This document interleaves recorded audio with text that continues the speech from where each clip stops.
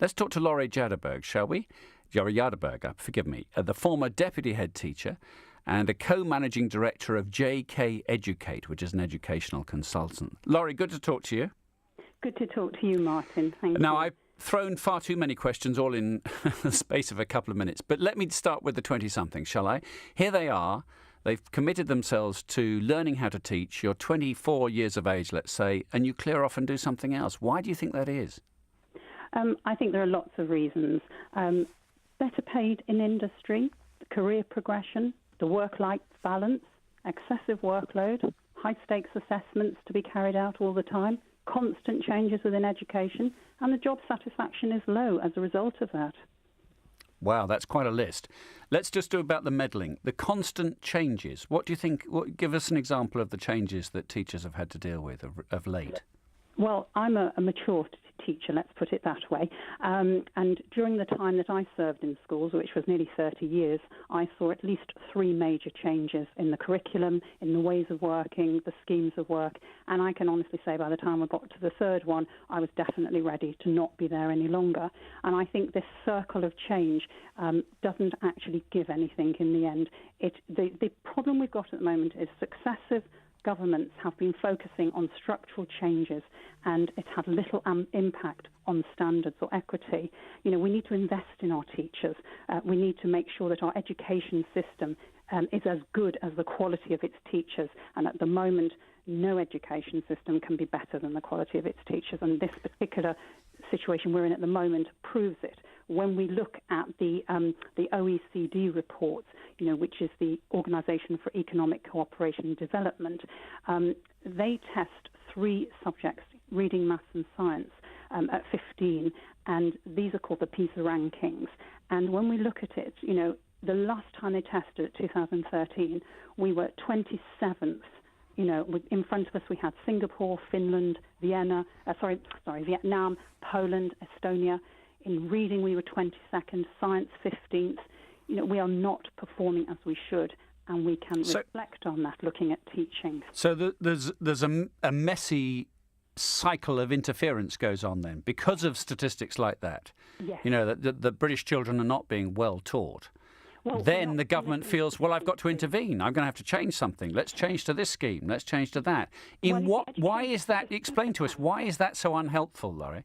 Well, education is a supertanker. It takes many years to turn it around. So that is not good news for any government because they want immediate results. And what we need is the opposite. We need consistency and continuity over a long period, and we're not getting it, and we're seeing the results of that. The countries that are successful are investing in long-term consistency and continuity with results. They're investing in their teachers properly. We are not doing that. At the moment, we can see this because we've got, in this particular article in The Guardian, you know, 6,000 teachers came out with a 2 degrees or lower who started their degree courses, who started to become teachers. And, you know, this is not necessarily the right level for us to be attracting our teachers at. You think they're leaving because they're not very bright?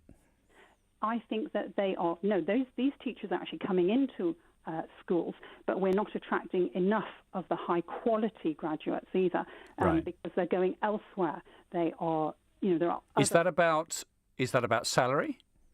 No, I think it's about competition for their skills. That they're getting, for example, better conditions. You know, we can see that the excessive workload is a problem, and if they're going to get better conditions along with a better salary and career progression, they will go elsewhere. And we can see this in maths, in computing. Teaching is just not attractive enough for them. Yeah, look, I don't know. I'm not intimately involved with these professions, but I could see it would be a perfectly logical way to join the dots to say if you're a good mathematician, if you're a good physician, you're probably going to try for something in the electronics world, in coding, or you know the whole software industry or something like that. So, has it not always been the case, Lorrae, that as honourable a profession as teaching is, you only you teach maths if you can't use your maths anywhere else?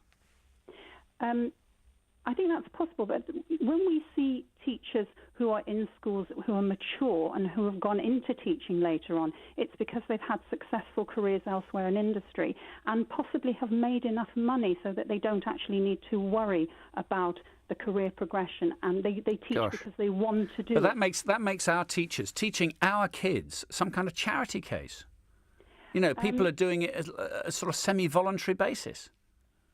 I would say that there's a lot of confusion, and I think we can see this at every part of the teaching progression, whether you're in your 20s, 30s, 40s. I think you said quite rightly earlier that it is very good for family life. You can take time out, you can teach. Well, the in-sync school holidays. If you've got a young family, and I know I don't belittle the amount of extra work that teachers do. I'm sure that's absolutely right, and they have to do lesson plans, and I'm sure they do marking late into the night and all that kind of stuff. But the big building blocks of life, like holiday time, at least if you're a teacher and you've got school-aged children, you're all in sync with each other, right? To some extent, a lot of days are spent in school, in training and preparation. One of the areas that has been shown really clearly is that we do not have enough preparation time for our teachers. They are expected to teach face-to-face far more than other countries who are doing far better than us. So what's a better ratio then? How much free time do you need for each lesson you do in front of a class?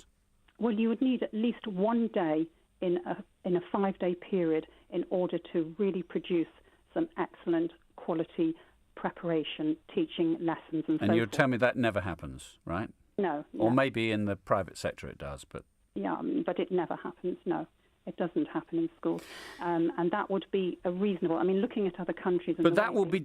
That I'm sure that school managers and head teachers and stuff and staff like that would say, but I can't afford... I've got so many kids to do and so many lessons to teach, and most of them are mandatory, and the government will be on my case if I don't teach them, and the government will be on my case if the kids don't pass the exams to a certain degree, and the government will be on my case if the school starts to fail. So they cannot afford to give all this free time because presumably... Well, they're not resourced. Financially, they're not resourced. OK, we're not resourced. We are under-resourced. And this problem of young people training to be a teacher, doing it for literally 5 minutes and then clearing off to do something else, that makes that lack of resources even worse. Correct. Absolutely. OK. We pay... if we simply...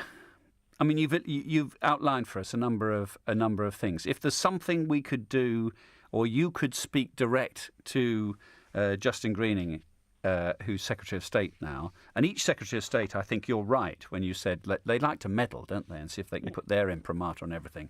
But if there's one piece of advice you could pass on through us tonight, what would it be? That teacher retention is not being given sufficient attention.